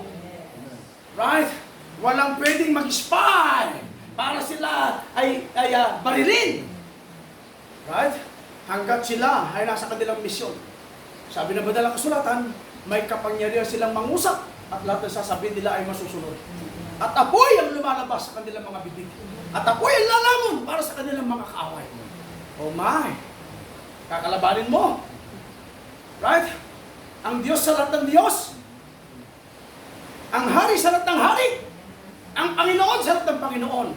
That is the God that we serve. Amen. Every knee should bow. And every tongue should confess that Jesus Christ is our Lord. Can we clap our hands to the Lord? Glory to Jesus. At sa kanilang paglilingkod, at sa kanilang pagtitipon, sa kanilang pag-worship, sa kanilang paglakad sa pananampalataya, alam nilang may nakambang parusa, kamatayan. Dahil ang lahat ng kanilang ginagawa ay against sa bagong sistema ng umiiral. Did you follow me now? Kasi dito umiiral na ang New World Order. May bagong sistema. May bagong reliyon na isa lamang. See? Isa lamang ang reliyon na dapat masusunod. Kaya, magpasalamat tayo nung itaas ng Papa at ang spoken word. Meron lamang may susunod sa atin ito, yung mga followers nito, the messenger. Thank God for the message of the hour. Amen. Salamat. Totoo ang end-time message na binigyan ng Diyos para sa mga end-time believers. Right? Binindicate ng Diyos ang mensaheng ito. If God vindicate the end-time message, God will vindicate also the end-time believers. Woo! Thank God. Are you there?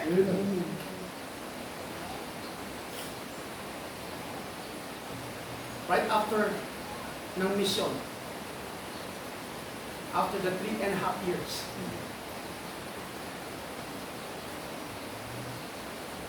ano sinabi na ba ng scripture?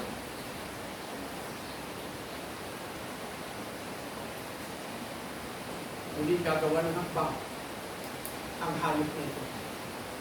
Ang kalaban, si Satanas, right? Na kanyang pinoses ang ma-influensyang religion. Right?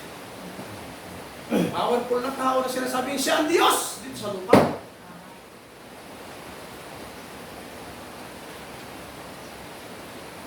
Sa madalit salita, ang sabi ng scripture, sila ay mamamatay. Ultimo, ang dalawang propeta ay papatayin. Dahil sa kanilang ginawa, sa kanilang paglilingkod, sa kanilang pananampalataya. Kaya sabi ko sa inyo, bakit? Kasi against sa panibagong sistemang umiiral. Kaya naranasan nila yun. In other words, mamamatay ang 144,000 kasama ang dalawang propeta. Right? At makikita ng maraming tao at magsasaya ang mga tao niyon na tagasunod ng pale horse. Tagasunod ng pale horse. Sino yung pale horse? Satan! Ano ang pangalan ng pale horse? Death. Sabi niya, yung pale horse, lahat na sumusunod sa kanya, sinabi niya dito, ultimong impyerno ay sumusunod. So lahat na sumusunod sa kanya, pati impyerno, sila lahat ay iuhulog sa dagata kapwa.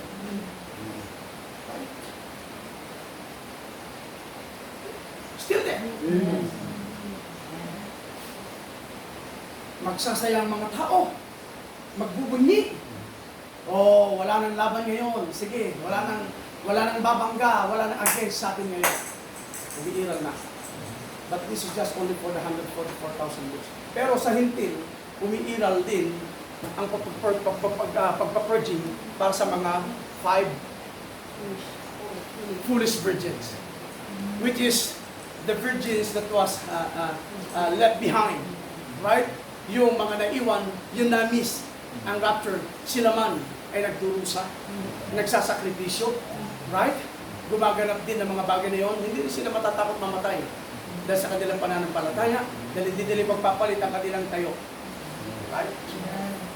Naiwan nga lamang sila dahil wala silang oil. And that is the Holy Ghost. Right? Kaya napaka-importante sa atin, nung ibinigay ng Diyos ang revealing of the Word, which is the revelation of the 7 seals, dito nagtrabaho ang langis sa bawat isa sa atin. Walang iba kundi yung Espiritu Santo. At kalakip ng kapahayagan, which is the stimulation of the wine. Yung stimulation, that is the stimulation of revelation. Kaya nga, nung tawagin ng Panginoon ng kanyang lingkod na si John the Beloved, come up Peter, and come up higher. Lumalago, tumataas ang pananaw, tumataas ang kaunawaan, nagkakaroon ng kapahayagan pagdating sa pagbubukas ng mga hiwagang ito. See, maraming beses natin inuulit-ulit. Kung si John the Beloved, he is a perfect type of the bride. Now, ang nobya ngayon ay tatawagin ding paitaas. Katulad ng pagtawag ng Diyos kay John the Beloved, come up Peter! Come up higher! Dahil merong ipapakita ang Diyos. Right? Hindi lahat makakakita, yun lamang itinaas ang makakakita. Hallelujah! Can we clap our hands to Lord? Nakakasunod tayo ngayon. Nakukuha natin ang nilalaman ng lahat ng pagbubukas ng mga selyong ito. At lahat ng nilalaman ay binibigay ang kahulugan. At ngayon, hindi natin pwedeng sabihin, ignorante pa rin tayo. The opening of the seal is done already. And it's already revealed. At patuloy pang ipinapangaral until now, still ongoing. Ang pangangaral ng revealing of the Word. Kaya huwag mong pagsawaan ang mensahe ng revealing of the Word. This is the message of the hour. Ipapangaral ang revealing of the Word until the last seats ay hindi makuha. Kinakailangan kunin ang pinakahuling bini na makakasama natin. Kaya hindi pa nagaganap ang rapture because we're still waiting for the last seat. Right? Kung humingi ng vengeance yung souls under the altars para sa kanilang mga kapatid, maghintay muna sila sandali. Kaya tayo naman, huwag kang mapapagod. Huwag tayong susuko. Right? Huwag tayong tatalikod. Amen! Huwag ang tayong maupupay. Right? Kinakailangan magpatuloy ang bawat isa sa atin.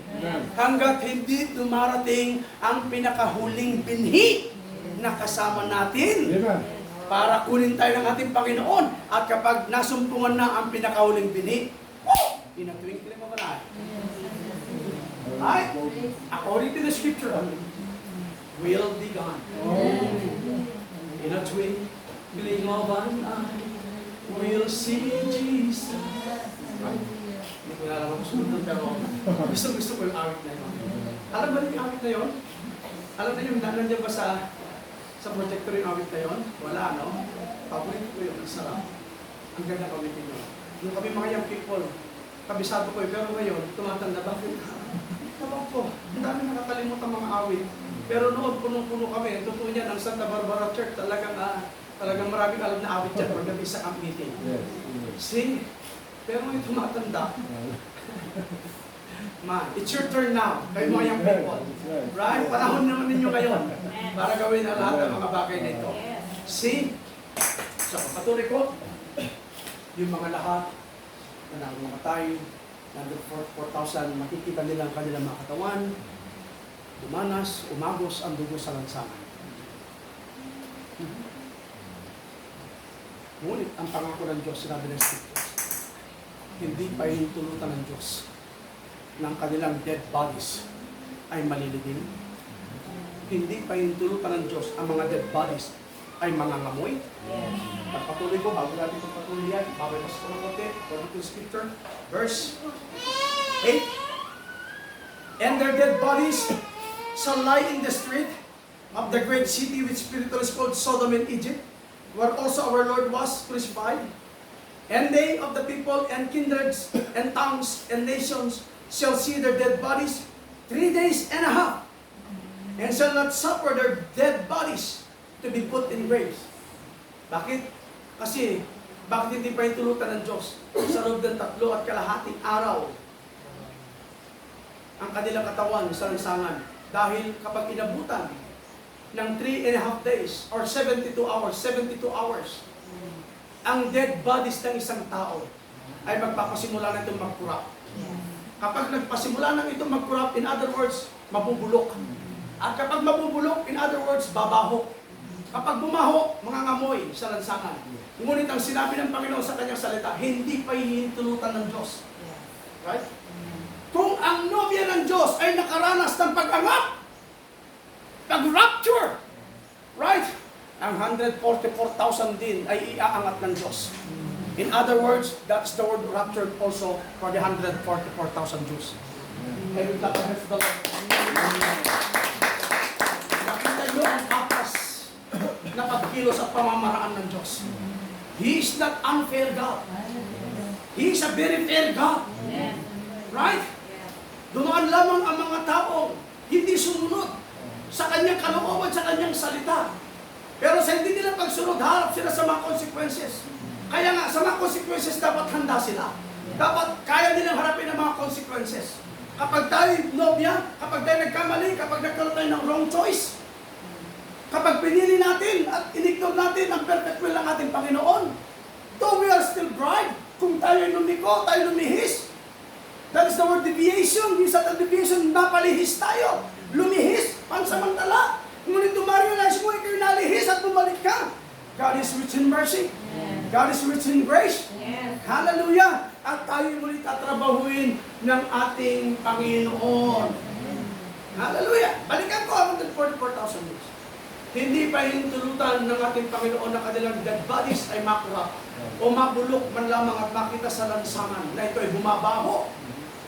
Sabi ng banal na kasulatan, and they of the people, verse 9, kindreds and tongues and nations shall see their dead bodies 3 days and a half, and shall not suffer their dead bodies to be put in graves. Sa Tagalog, at ang mga tao mula sa gitna ng mga bayan at mga angkan at mga wika at mga bansa ay nanonood sa kanilang mga bangkay. Pinagmamasdan. Right? May mga audience. Right? Meron pa nga, Tagalog yung nag-o-observe. Yung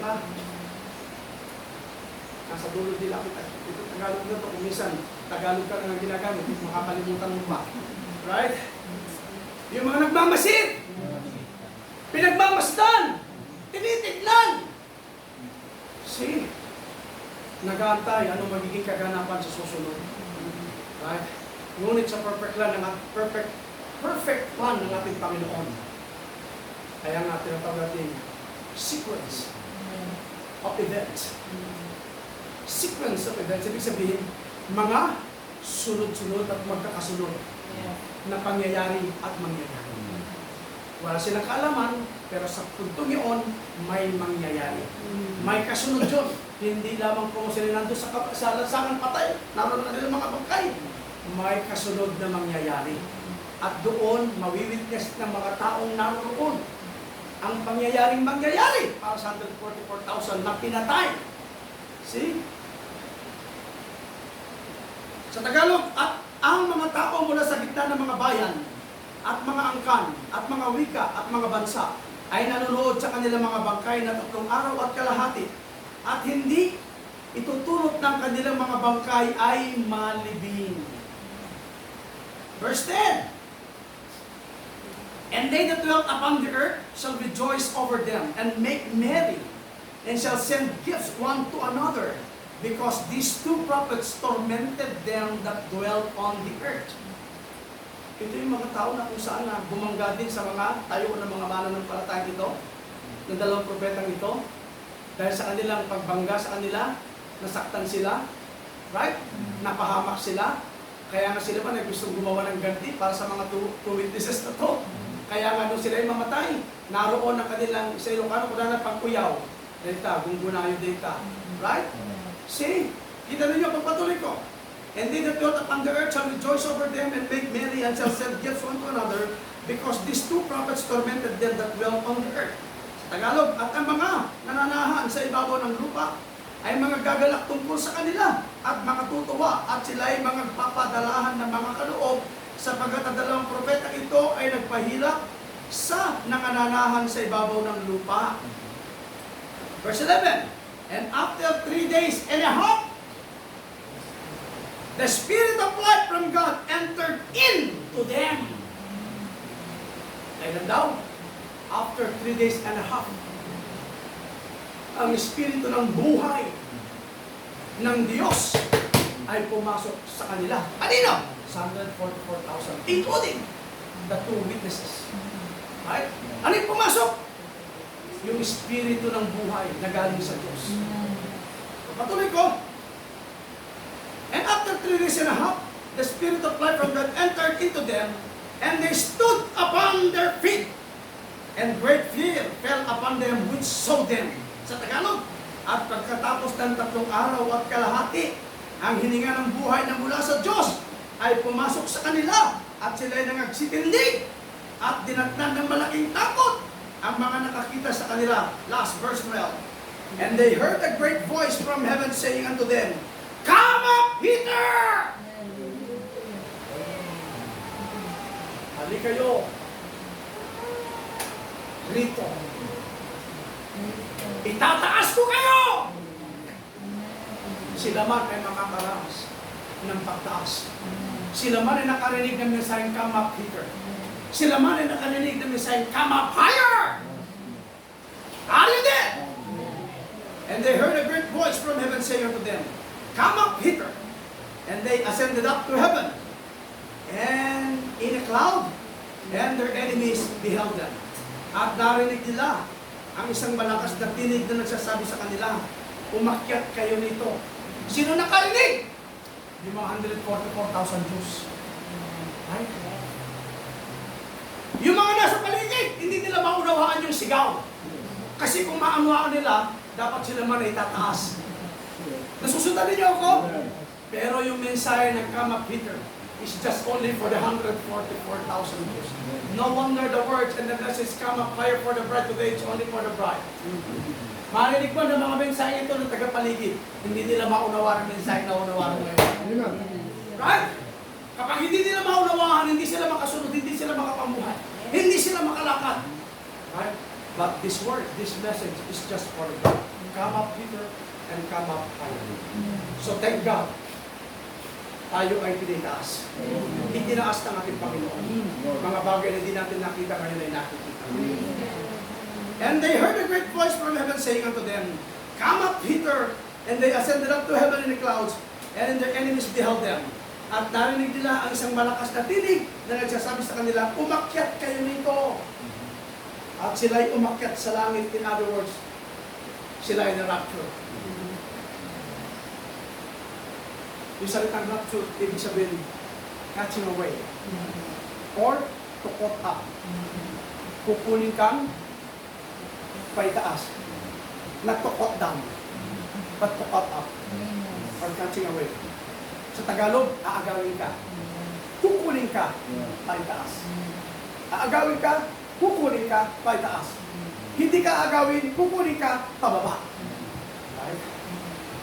You believe that? Kailangan sa kabababaan, naroon ang bottomless pit. Are you there? Hallelujah. So thank God for the word. Thank God for the message. Mag-alas ko sila. Itutuloy ka sige. Ibalik mo sa sequence of events. Love it. Pagpapatuloy natin. Ito, nakikita natin ang PowerPoint natin dito ngayon.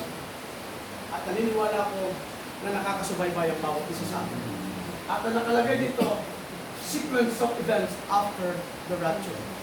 Pero pag-uusapan natin, pagpasok natin sa 7 seals, pag-uusapan naman natin yung sequence of events before the rapture.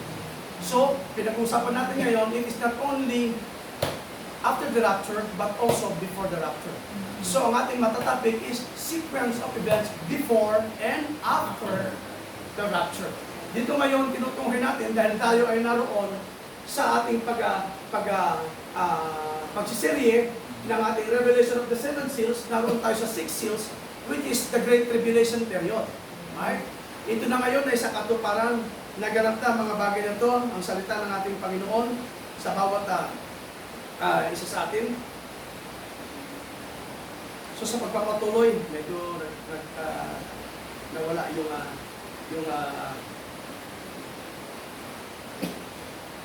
minsan kapag mahina at hindi ka masyadong bihasa sa pagdating sa mga high-tech na mga bagay na ito, talagang may kahirapan. See? So, dito ngayon ipagpatuloy ko yung binabasa ko ngayon bago tayo tumuhay dito dahil ikakat na po natin alas 12 patatapos tayo. Yet, it was promised unto them by God to wait for a little while for the 2 prophets, Moses and Elijah, Revelation chapter 11. These 2 prophets will call out their fellow brethren, the 144,000 Jews that have to be summoned out from Judaism back to the true gospel of Jesus Christ during the Great Tribulation period. Before God could avenge their blood against them that killed them, this final vengeance will take place during the Armageddon War, when God shall fight for Israel and the remnant Jews against Gog and Magog, Russia, Iran, and the Arabs who will attack Israel, along with the Great War, and their daughter comes World War III. So, pagpasok natin, doon sa 6 seal, pinakita ng ating Panginoon ang nilalaman ng 6 seal. And what is the content of the 6 seal? That is a tribulation period. At yung nilalaman ng 6 seal, na kung saan ito yung Great Tribulation period, may mga kahulugan na dapat nating makita at maunawaan dito. This is not just a symbol, this is not just a word, but this is also a revelation for the bride. Na dapat nating makita at nalalaman natin ang nilalaman at naunawaan natin ang kahulugan. So salamat dahil ang Diyos nung kanyang ibigay sa bawat isa sa atin. Right? Ang propeta muli ni Elias ng Malakias 4:5-6. Right? Behold, I will send you Elijah the prophet before the great and dreadful day of the Lord. So thank God there is a word great. And what is that great? Yung isang bagay na dakilang mainam sa bawat isa sa atin. For the bride is to hear the message of the hour. Na isa ka na nakatunghay sa opening of the revealing of the word. The revelation of the 7 seals. Now, saksi tayo ngayon. Sino ang saksi? Ang nobya. Nakikita mo, napapatunayan mo, nararanasan mo ang pagkilos ng banal na Espiritu Santo dahil yan ang pangako sa iyo. Heaven and earth will pass away, but His word shall never pass away. Get me back for His word. Glory to Jesus.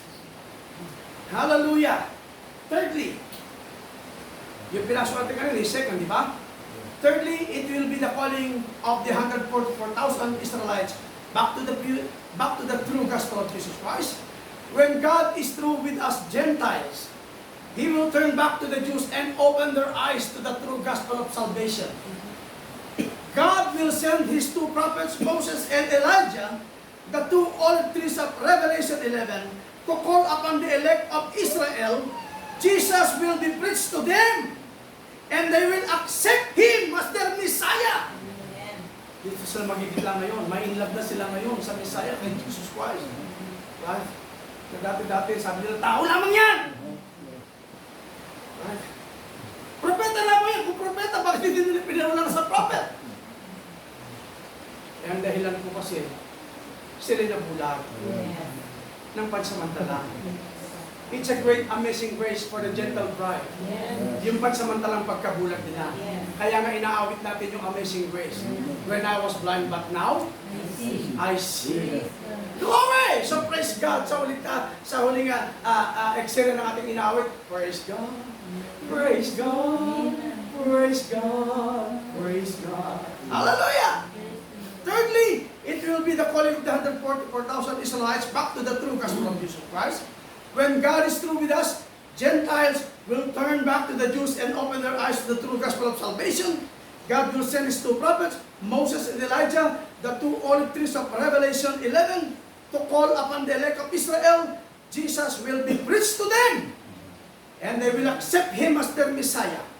This event will be like that of Joseph revealing himself again to his brethren. Yes. Yet in nails scared hands, while they wall in sackcloth with tears in their eyes, realizing that it was Jesus Christ, really, whom they crucified, Yes. who was their real and true Messiah. Amen. Papasok ako dito sa dalawa, pero sa susunod na linggo, pagpapatuloy natin ito. Dahil yung oras, maubos ko. Halos 2 oras ako tumatay ngayon sa inyo. But thank God, I believe, hindi ito magpapainip sa inyo.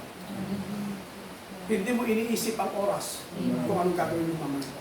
If the Lord inspire you Yes. through this word, through this message, God will inspire you too while you are sitting and listening to the message Amen. of the hour. Amen. Ang isipin mo ngayon, God is now working in you. Hallelujah. Right? Hallelujah!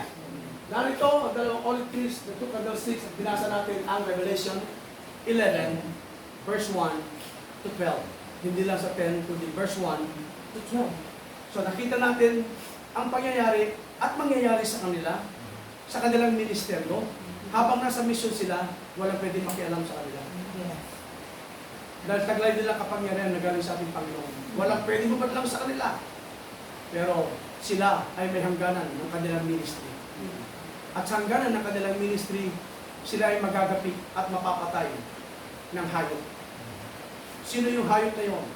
Ito yung nag-possess, yung naghahari-harian ng New World Order. One world religion. Yung ma-influence ng iglesia, Yes. which is the mother of harlots. Yes. Right? Siya ang naghahari-harian. At siya ang magpapairal ng New World Order. Kaya lahat ng batas dito sa panlupa, mawawala ng bisa. Yung kanyang salita ang may kapangyarihan at bisa. Siya ang masusunod. Lahat ng babangga, walang makakabangga. Kamatayan ng katapa. Right? Kaya nga yung foolish virgins at yung 144,000 nakaranas sila ng pagiging martyr. It is because their belief, their faith is against their system. Ang kanilang pananampalataya, ang kanilang tayo ay laban sa umiiral na sistema at batas na pinaiiral ng New World Order. Kaya yung New World Order magaganap yan pagdating ng Revelation 13. Sa ngayon, hindi pa nangyayari. May katapos. Right? We are already enlightened in the message. We know what is the message is. Kaya nakikita natin at naniniwala ko, being a bride, kaya nga meron tayong, naroon si taas yung salitang sequence of events after the rapture na ibinigay sa atin ng ating Panginoon, yung mensahe at yung katuruan, pangangaral at pagtuturo, yung mga bagay na nangyari nung nauna. Nalaman natin. At yung mensahe sa kasalukuyan at paghahayag ng hiwaga, nabuksan sa atin. At yung mga darating pa. Right? Yung future. Yes. Darating pa. Nalalaman na natin, alam na natin. Ngayon kung alam mo, yung parating pa at darating, hindi ka magkakaroon ng sariling ideya, interpretasyon, hindi ka makikinig sa mga pangaral ng mga false anointed preachers. Did you get me now? Hindi ka makikinig sa mga false anointed ministers. Kasi sinabi na Matthew 24, in the last days, maglilitawan ng mga false anointed na to. Mga false preachers, false prophets, false pastors, right? False bloggers. Right? Na kung saan, ito yung sinusubaybayan ng mga believers sa end time ngayon. Marami na nakapasok sa end time, ito yung nanggugulo. Nakapasok kasi sa Satanas eh. In-entertain nila yung mga blogger, yung mga false anointed preachers.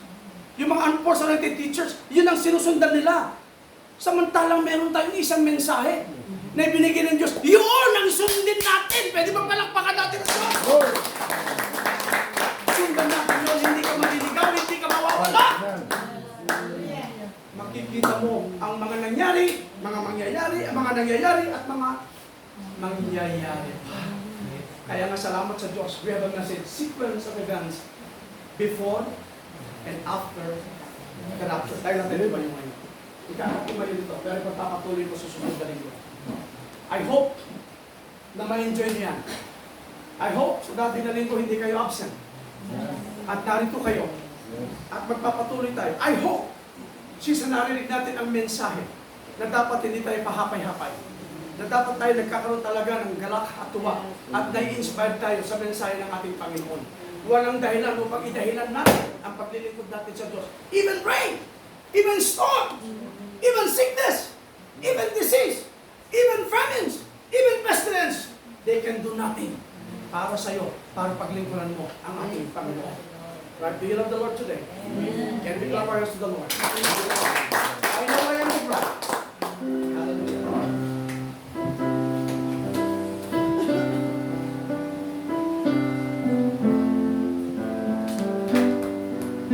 I know I am the bride that we are yearning for.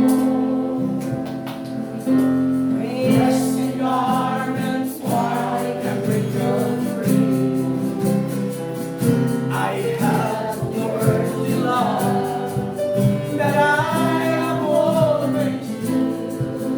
For you're the one who is everything to me. Once again, I know I'm the bride. I know I am the bride that you're returning for. Dressed in garments white and wrinkled free.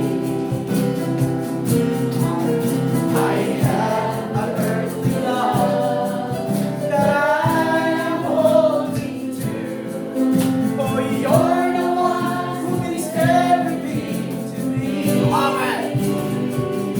Oh, I will sing, I will worship you, I will bow myself down humbly at your throne.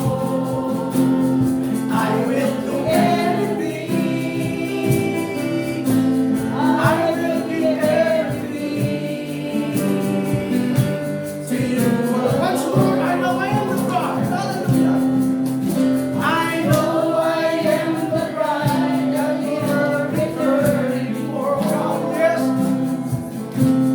Dressed in garments white and wrinkled free. I have the earthly love that I am holding to.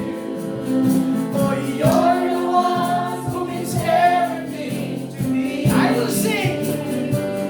Oh, I will sing, I will worship you, I will bow myself down humbly at your throne. I will do anything, I will give everything to you alone. Can we clap our hands to the Lord? Can we say hallelujah? Can we say praise the Lord? Thank you, Lord, for the message of the hour. Thank you, Lord, for the revealing of the word. Hallelujah. As we bow our heads now and close our eyes. At gusto kong pangunahan tayo ni Brother Roger sa panalangin. Brother Roger, please. Hallelujah. Thank you, Lord. Thank you, Lord. Thank you, Jesus, oh God. Thank you, Lord. Yes, oh God. Thank you, Lord. Thank you, Lord. Praise Jesus, oh Lord God. Hallelujah. Hallelujah. Thank you, Lord. You've been so good, Lord. Thank you, Lord. Mahal, sunod-sunod kita kada. Yes. Amen. Oras. Thank you. Yan ang malayo. Ito na kapag sa pili natin. Amen. To God be the glory. Pagbigay kay Brother Murphy, can receive the song Isn't He Wonderful?